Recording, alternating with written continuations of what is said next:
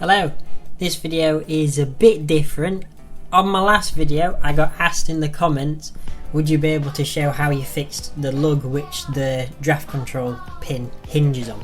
Because obviously, as you can see here, I don't know if you see it, well you can see, them lugs are snapped off. It looks to me as if someone's put a D-link on and then tried to use it as a tow bar and it's yucked it off. Obviously this picture is when I got the tractor, and that's after it had sat in a hedge for like 20 years.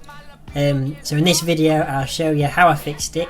Please bear with me, I didn't actually film this video for YouTube. This is actually Snapchats that I sent to my friends as I was filming it, as I was fixing it.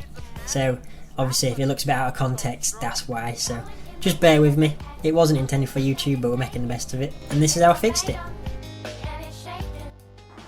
Because that lug was snapped off, I've cut it off, I've roughed out a new one, inch thick, took forever.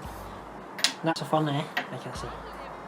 That's off on there like that, and then boom, fixed. Obviously I'm going to weld it on today, and then I'm going to shape it, and then, yeah, it'll be fixed. Then its wings. Behold my genius. I have, ta-da.